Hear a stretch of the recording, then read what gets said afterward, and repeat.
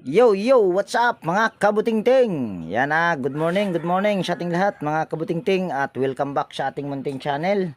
Ngayon ay araw ng Lunes mga kabutingting. Tayo ay hanap buhay na naman. At yan, mayroon ako ditong gagawing washing machine. Ito ay twin tub. Ang problema daw nito mga kabutingting ay spin dryer. Yung washing naman ay gumagana. At ito yung may-ari si... Yun, yung nandoon. Yun yung may-ari. Kaway-kaway muna kayo dyan, mga may-ari. Yan. So yan, bali ito yung ating ititesting mga kabutingting. At ako'y nagpahanda na rin ng extension. Yan, kung nakikita nyo.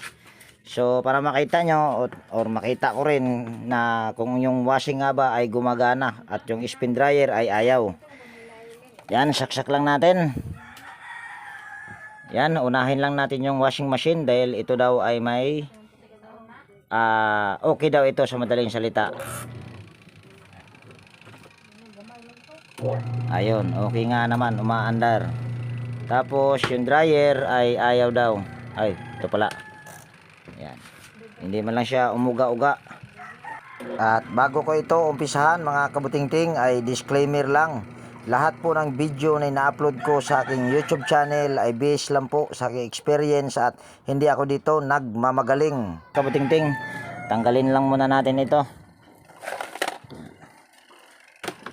Yan, ito'y dadalhin ko muna dito para ma-check natin yung motor or kung alin ba ang may problema niyan dahil ayaw niyang umandar.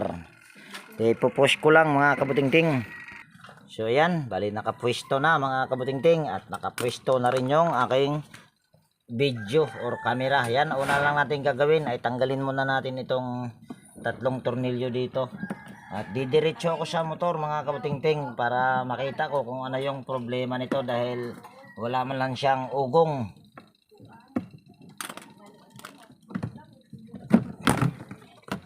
Yan. At meron na ako ditong napansin kaagad mga kabutingting. Yung kanyang preno. Ayan o.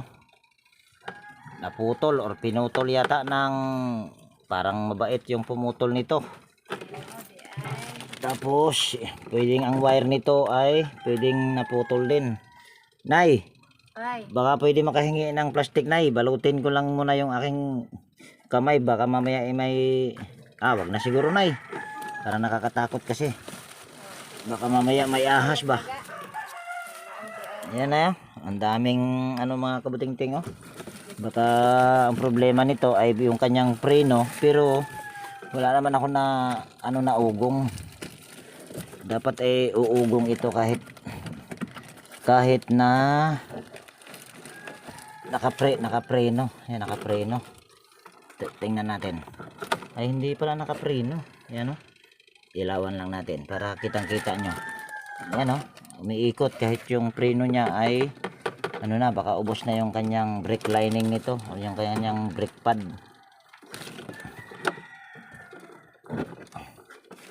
Tingnan na natin ito, baka tinira ng daga ito mga kabutingting. Wala naman ako nakitang putol. Check upin natin ng maigi. Yan. Tanggalin muna natin ito.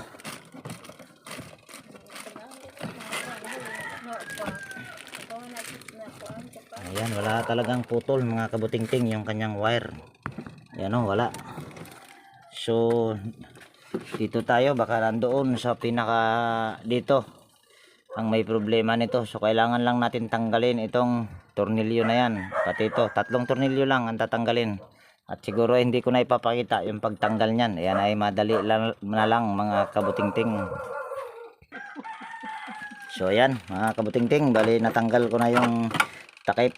At wala naman akong napansin na may naputol na wire. Yan o. Dinala ni Johnny. Maganda talaga yung may daga mga kabutingting. Katulong ko sa paghahanap buhay ko dahil kung walang daga abay wala rin akong gagawin siguro. Bagay, mayroon pa rin gagawin. Ayan o, kung nakikita nyo wala namang pinutol na wire. Yan, kung nakikita nyo buo naman lahat ang wire. So dito tayo ngayon sa pinakamotor ng spin dryer. So para ma-check natin ito, tanggalin lang natin ito mga kabutingting. Yan, ito.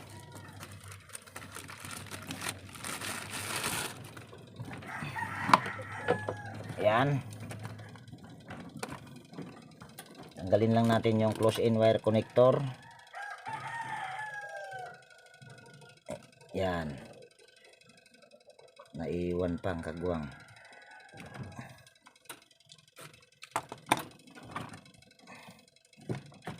Naku, mali pa yata yung aking natanggal.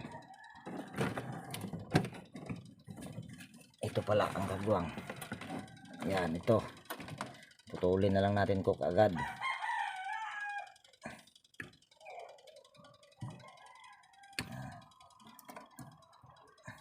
Para mabilis. So yan, ito na yung linya sa dryer. Balatan lang natin ito. Line capacitor nito ay kulay pula dahil ang brand nitong washing machine na ito ay Fujitsu, at ang common ay kulay asol, at single capacitor yung kulay green. So kuha lang ako ng tester. Yan, tapos set lang natin sa oil. Kita naman. Baba lang natin ng konti. Tapos ito na yung wire papuntang dryer. So ito ay ating titester, at para walang daya ipupulupot natin itong common dito sa isang test probe. Tapos saka natin ito ititester. Dito sa kulay green ay mayroon tayong na-reading na 171 ohms. Dito naman sa pula ay siguradong wala kasi walang ugong. So ibig sabihin ang pinaka problema nito ay spin motor or yung pinaka motor niya. Kausapin ko lang yung may-ari nito mga kabuting-ting kung magkasundo ba kami. Ayan, tawa tuloy si nanay. So ayan, bali nagkasundo na kami ni ate mga kabuting-ting. Ito ay makikipagsapalaran lang ako. Ang singilan ko naman ito ay 650 kung ma-repair ko. Pero pag hindi ko ma-repair, ayan ay hindi talaga ako nagpapabayad mga kabuting-ting. So siguro ayan ay tatanggalin natin yung tornilyo paikot. At siguro hindi na lahat. Yung bandang dito lang sa spin dryer, ayan ay dudukutin ko lang para hindi na malaki ang trabaho. Ayan, umpisahan natin at ayusin ko lang yung aking tripod para makita nyo. So ayan mga kabuting-ting, bali naayos ko na yung aking tripod. So ayan ay ating umpisa na sa pagtanggal ng tornilyo. So dito mga kabuting-ting ay fast forward ko lang dito sa pagtanggal ng tornilyo paikot. Ayan ay hindi ko talaga tinanggal lahat ng tornilyo na paikot mga kabuting-ting. Kung sa baga yung dito lang sa may bandang left side ko na tinanggal ang tornilyo. Kung sa baga para lang matanggal yung spin motor or mailabas.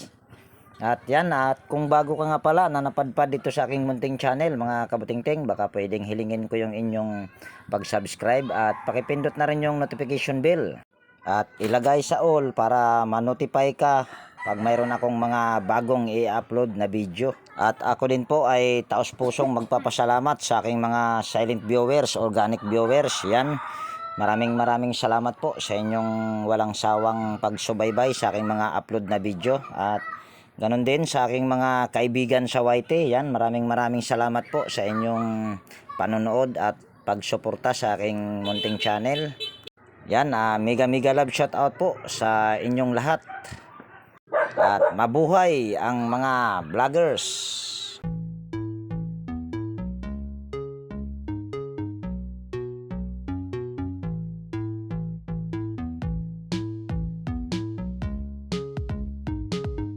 Yan, bali nakuha ko na yung motor mga kabuting-ting. Ayan na yung motor. So ibababa ko lang yung aking tripod para makita nyo kung ano yung sunod kong gagawin. So ayan mga kabuting-ting, ito na yung motor. So bago ko ito halongkatin mga kabuting-ting, yung kanyang motor ay uulitin ko lang ito sa pag-tester para ayun, magiging pair naman ako dito. Ayan. So on ko lang ulit itong aking tester. Tapos select natin ito sa OL. Tapos common nito ay kulay asol. So pupulupot lang natin ito sa isang test probe. Ayan. Tapos saka natin ito titester. Natanggal pang kagwang. Ayan, tester lang natin. Itong kulay green kanina ay mayroon tayong nare-reading. Yan 170 ohms. Tapos itong pula ay yan, kung nakikita nyo ay wala. Itong kulay green lang ang mayroon. So ibig sabihin motor nga ang problema nito. So ang sunod lang natin gagawin nito ay tatanggalin muna natin yung itong tatlong tornilyo. Yan. So yan, natanggal ko na yung tatlong tornilyo. So sunod lang natin gagawin nito ay yan, bali gagamit tayo ng T na 8mm para luwagan yung tornilyo at para mahugot natin itong kanyang coupling. Yan, naluwagan na. Tapos gamit tayo ng flat screw. Yan. Sunod ay tatanggalin lang natin tong spring, or kahit hindi na siguro, or kaya ay tanggalin na lang natin dahil kung nakita nyo kanina basta mayroong purpose kung bakit tatanggalin ko na ito. Ayan, papakita ko na lang sa inyo mamaya o paliwanag na yung ito ay hindi na ito pwedeng ibalik dahil basta makikita nyo mamaya kung bakit. Yan, tanggalin muna natin itong tatlong tornilyo na ito. Yan, ito kaya nagiging tatlo yan. Tapos tanggalin na rin natin tong spring. Ayan, putulin na natin para mabilis.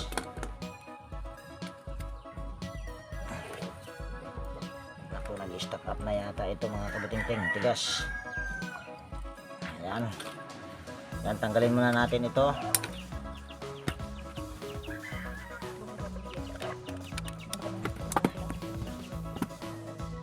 Yan. Tapos ito, dahil hindi ko na ito lalagyan ng preno, ito ay hindi na ako maglalagay ng tanda. Pero kung sakaling kung ibabalik nyo pa yung preno, so ito ay guguhitan nyo lang. Yan, ganyan. Para palatandaan na itong butas na ito ay dito mo ikakabit. Yan. Kung sa baga dito banda. Pero sabi ko nga ito ay kung sa baga hindi ko naman na ito ibabalik yung preno dahil mayroon siyang problema. Ito yung problema mga kabutingting, oh. Yan, kung nakita nyo, ito yung kable na hihila doon sa brake pad para lumayo doon sa kanyang coupling o doon sa pinaka preno.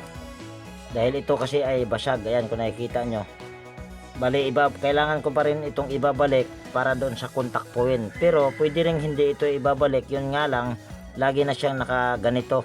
Kahit ibababa mo yung kanyang switch door, yung kanyang switch door, yung takip or yung takip para sa kanyang switch ay magkukontak pa rin. Kung sa baga diretsuhan na. So sunod lang natin gagawin ito ay gagamit lang tayo ng concrete nail na nakaipit sa vice grip. Nasa inyo kung concrete nail lang, hindi nyo na iipit yung concrete nail sa vice grip. Ako kasi ay bali for safety kaya naging ganito yung aking kung sa bagay iniipit ko yung concrete nail sa vice grip para hindi tumalsik pagka ayan ay aking tatanggalin yung apat na rimatse.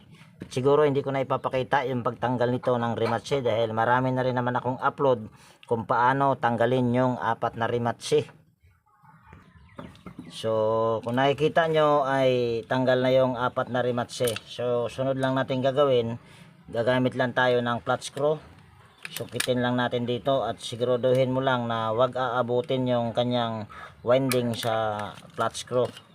Dahil pag inabot yan, madadagdagan pa yung problema. At ito mga kabutingting ay sa palaran lang itong gagawin ko. Dahil ako naman kasi ay hindi agad-agad na nagpapabili ng replacement na motor. Pag ako, kung sa baga hinahalongkat ko muna, pag hindi na kaya ay nasa may-ari kung bibili sila ng bagong pang replacement na motor. So yun yung aking pamamaraan lang. Ayan. Tapos tanggalin lang natin ito. So ayan na. Medyo may kadiliman pa naman mga kabutingting. Maganda siguro kung lilipat muna ako ng mga kabutingting ibang lugar. Medyo hindi ako satisfied dito sa area na dito. Medyo madilim. Yan, lilipat lang ako mga kabutingting ha. So ayan, nakalipat na tayo ng pwesto mga kabutingting. Kuha pala muna ako ng paintbrush. Ayan, nakakuha na ako dito ng paintbrush. So brushan muna natin or lilinisan, pagpagan.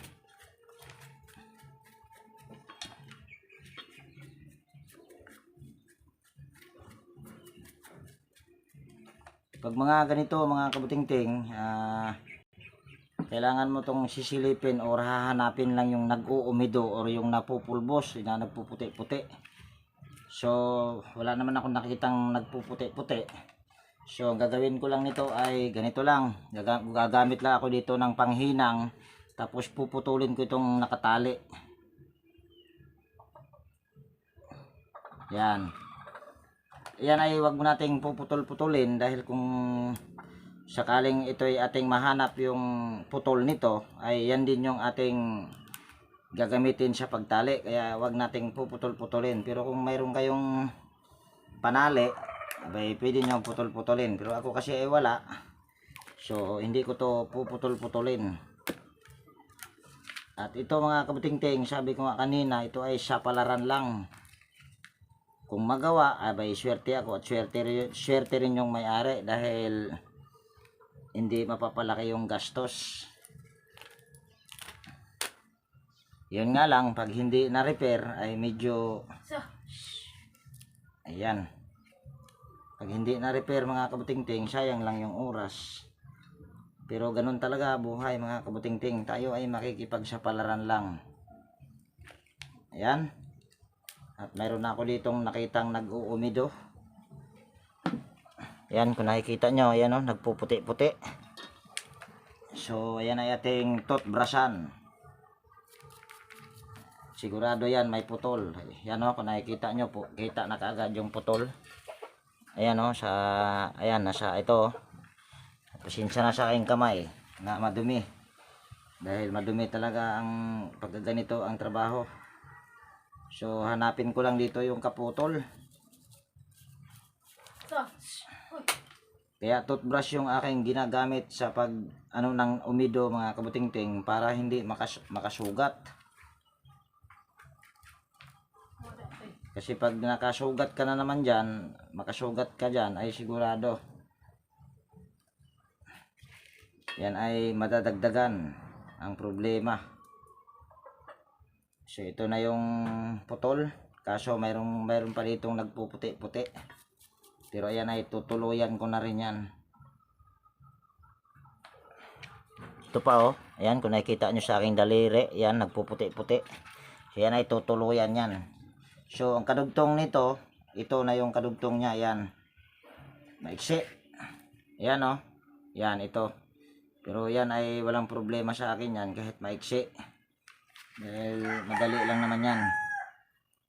So itong isang nagpuputi-puti ay tutuluyan natin mamaya yan.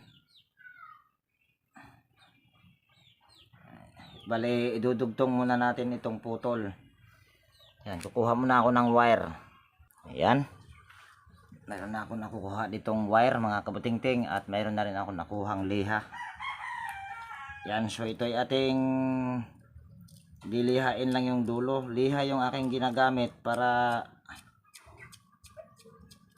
hindi basta-basta mapatid, kasi kung kutsilyo or kung ano man yung gagamitin mo, gunting, ay pwedeng maputol. Kaya liha yung aking ginagamit sa pagkiskis ng hibla. Ayan, mayroon na siyang kiskis. So yung kadugtong niya, ito nasa aking daliri, ay kikiskisin din natin yan. Kasi bago natin idudugtong yan, kailangan nating kikiskisin para magkaroon siya ng kontak. Yan ang purpose kung bakit ayan ay ating kiniskis, or ito ay aking kiniskis. Ayan. Pwede na yan.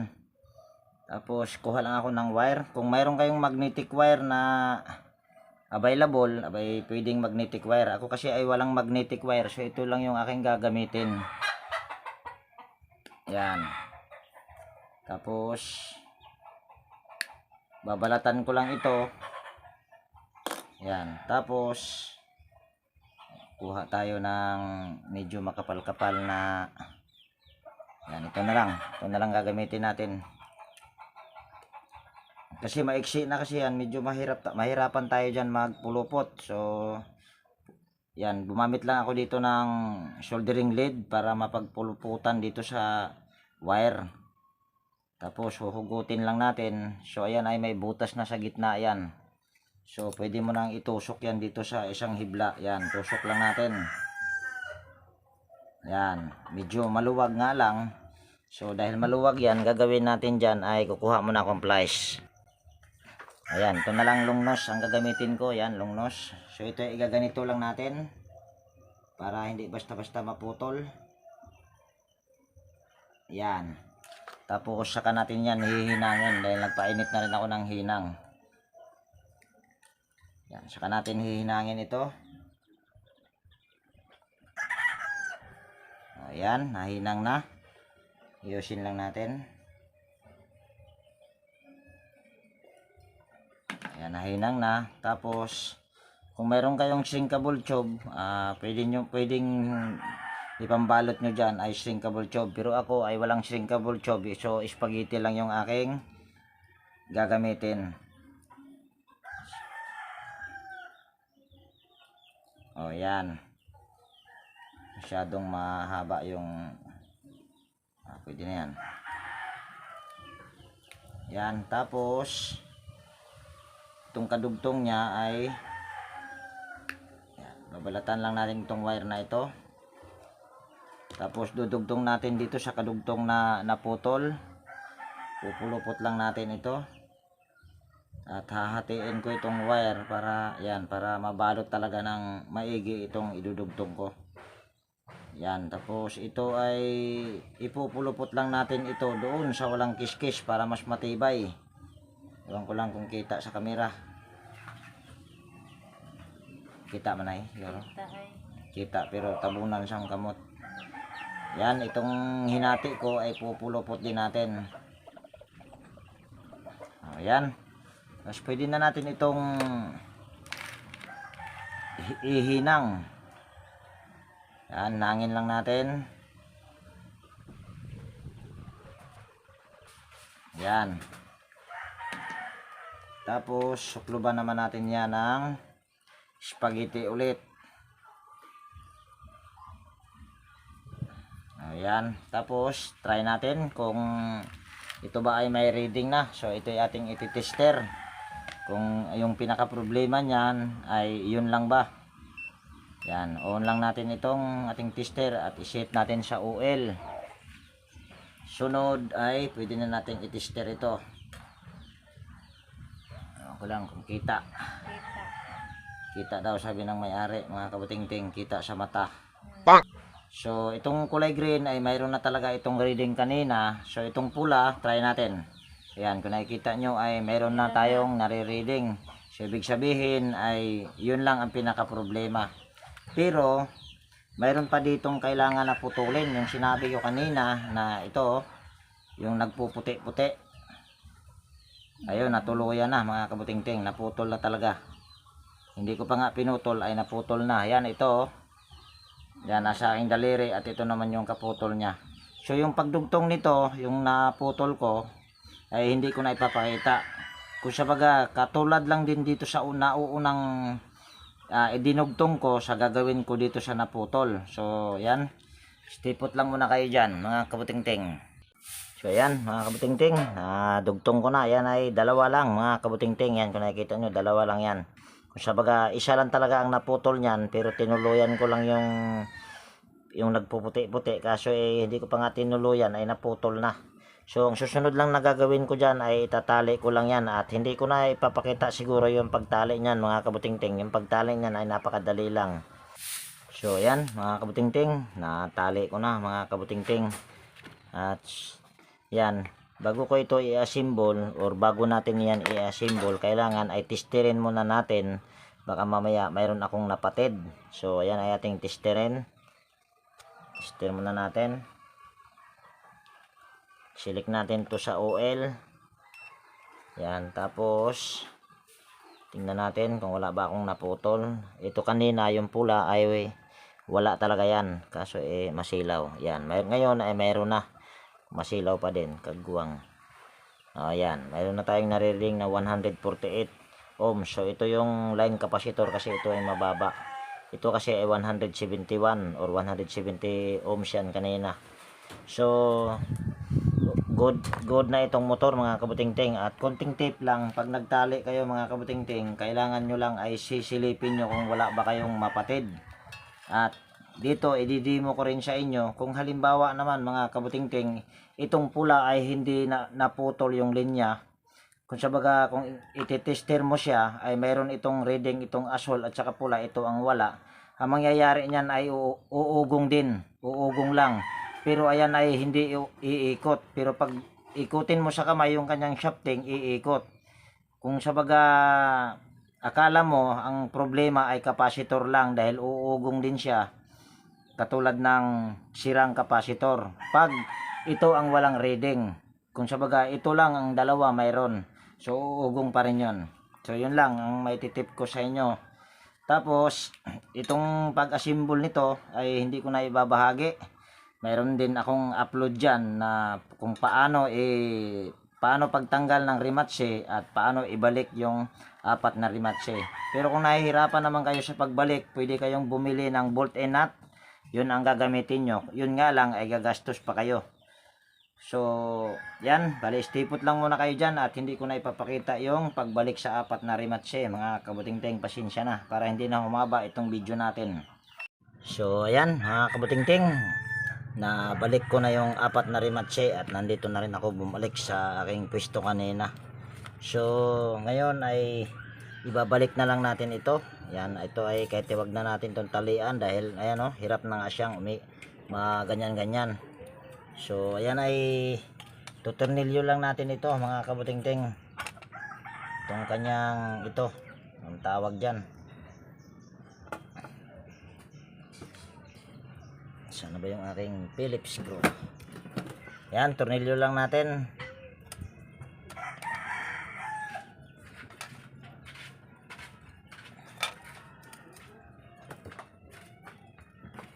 Yan. At hindi ko na to inilagyan ng tarpaulin mga kabutingting dahil kung nakikita nyo yung kanyang motor ay halos wala pang kalawang. So ibig sabihin ito ay wala pang tagas yung kanyang bilo at wala pang punit. Kaya hindi ko na siya nilagyan ng hindi ko na nilagyan ng payong. So sunod ito ay balik lang natin. Ayan, tapos gamit tayo ng T na 8mm.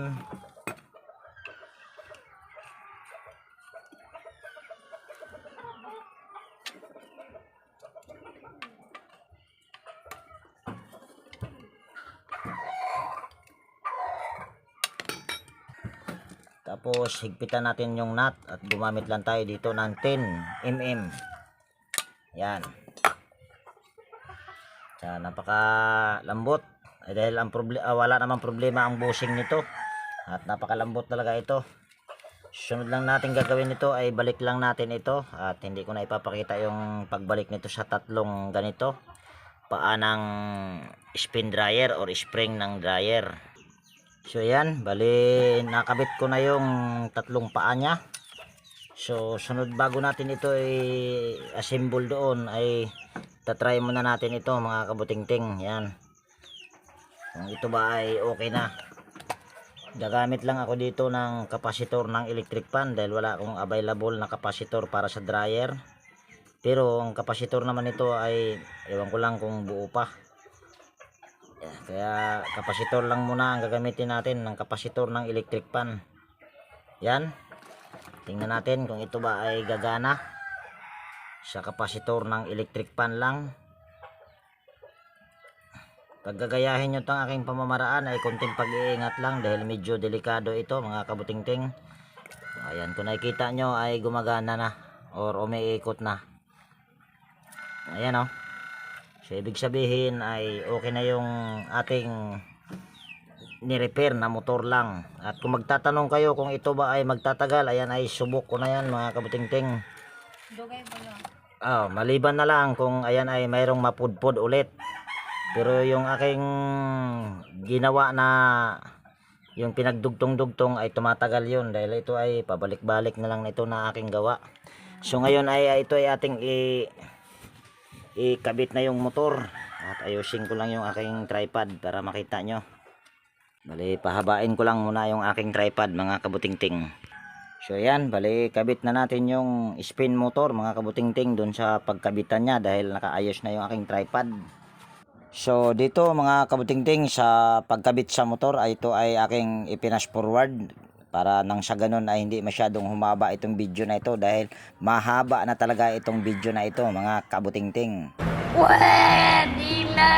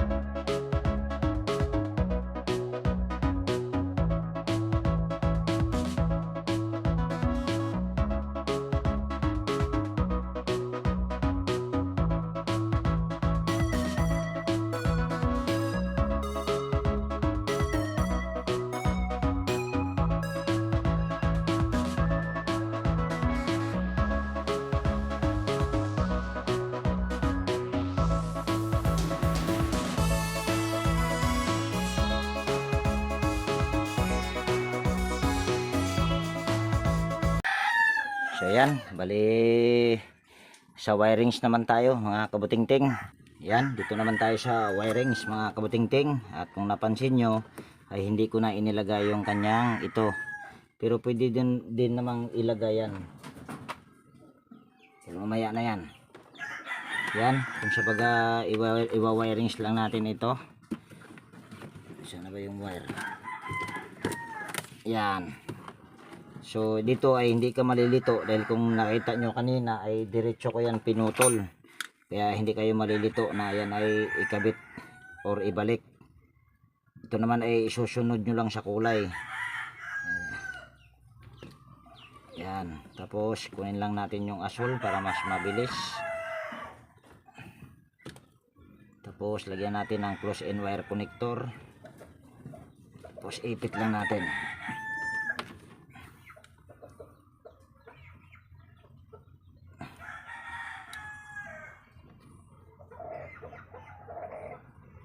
Nako, mukhang sira tong close end wire connector na ito.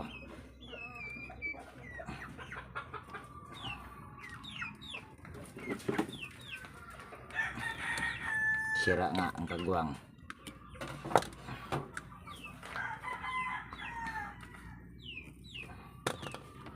Ito ay kulay green ito. Tapos dito ay ito yung line capacitor. Dahil yung kulay green na yun, ayun yung line capacitor. So kabit pa rin natin ito sa kulay pula. Sira pa rin yung close end wire connector ang kagwang. Yan, balatan lang natin ito. Tapos pulupot lang natin. Tapos ito ay kukunin natin. Kaya magiging tatlong pula yan. Ayan. Tapos itong kulay dilaw, dahil nagkamali ako ng tanggal, ilagyan natin ang close end wire connector yan. Yan. Tapos hahanap muna ako ng close end wire connector para dito. So yan, dali wala akong mahanap na close end wire connector. So ito ay aking lalagyan lang ng electrical tape. At yung paglagay ng electrical tape nito ay hindi ko na ipapakita. So yan mga kabutingting, nalagyan ko na ng electrical tape. So ito ay hindi ko na ibabalik. Ito yung body ground. Yan naman ay walang para sa akin, wala namang kwenta. So ito ay ating babalutin lang or ayusin natin yung wirings para ibabalot natin sa plastic. Yan. Ayan, balutin lang natin sa plastic yan.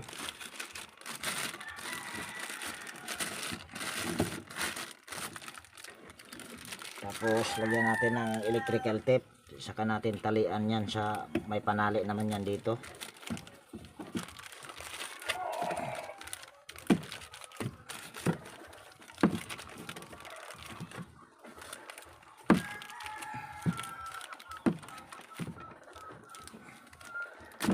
Yan. Tapos tatali natin. Kaso nawala yata yung tali. Sabi ay ito. Yan, talian lang natin.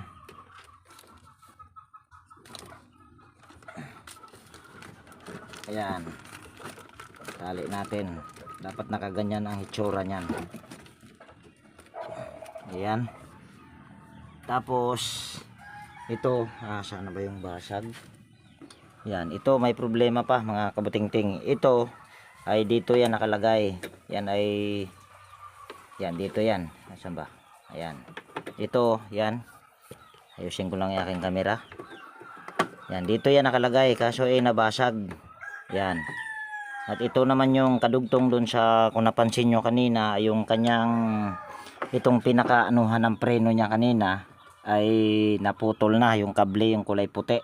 Kaya pinutol ko na rin yung kanyang preno. At kung nakikita nyo, hindi ko na nga itinali yung kanyang brake drum.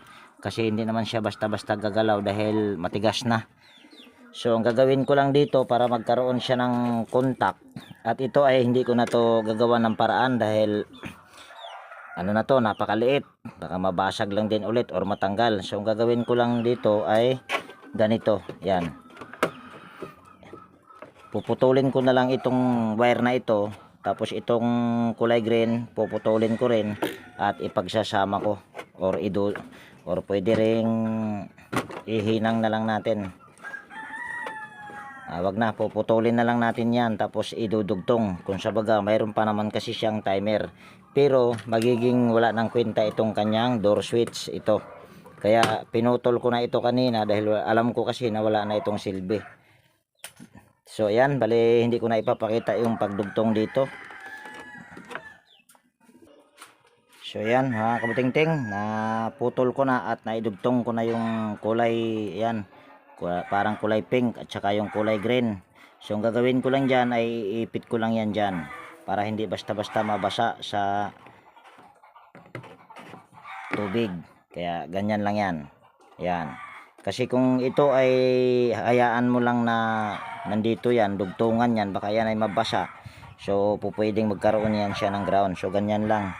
At pinagpagan ko na rin yan mga kabutingting. So yan, bali ibabalik ko lang ito. At siguro yung pagbalik nito ay hindi ko na ipapakita. Yan lang naman ay babalik mo lang naman yan dyan. Tapos ito tornilyo, yung tatlong tornilyo sa takip. Yan, stay-put lang muna kayo dyan. So ngayon mga kabutingting ay tatry natin. At actually hindi ko pa nalagyan ng tornilyo yan paikot dahil ito pa yung mga tornilyo nya. At dito ay naayos ko na. Yan kung nakikita nyo. So ngayon ay tatry natin ito. At yan. Tapos ikutin lang natin yung spin timer. Yan kung nakikita nyo ay umuuga-uga na or marinig nyo naman. At pwede rin natin itong silipin dahil ito ay wala ng preno. Itong ginawa ko dito ay magiging semi-rekta dahil iikot siya kagad pagka ito ay naka-switch, nakaikot yung switch timer or yung pinaka-spin timer niya. So pwede natin itong silipin. Yan, kung nakikita nyo ay gumagana na. Yun nga lang ay hindi ito mamamatay pagka ito ay itataas kasi yun ay naka ano na dito dahil yung ipinakita ko sa inyong basag. Ito, yan. Wala na kasi ito, hindi ko na ibinalik. So iikot na lang yan siya pagka iikutin yung kanyang spin timer. So yan, okay na ito te. Kahit pag igaganito mo te, itataas mo, hindi na mamatayan. Mamamatay lang yan siya te pagka matapos yung spin timer. Kailangan te, wag mo tong patayin yung spin timer. Mag-iwan na lang din ako sa inyo ng number para kung sakaling magkaroon ng problema dito ay pwede nyo akong tawagan. Ayan. So ayan, bali okay na ito mga kabutingting. Siguro yung pagtornilyo dito paikot ay hindi ko na ipapakita sa inyo at ako nang bahala dyan para nang sa ganun ay hindi na umaba yung video natin. So okay na po te. So tatry muna natin pala yung washing machine te, baka mamaya ayaw na umandar. Ayan, gumagana yung wash timer. Wash timer, yung umiikot yung kanyang pulsator. So ibig sabihin ayan ay okay at ganon din yung spin. So okay na po. So ayan, dito ko natapusin yung video natin sa araw na ito mga kabutingting. At kung nagustuhan mo itong video na to at kung mayroon ka ditong natutunan, baka pwedeng pa-like at paki-share.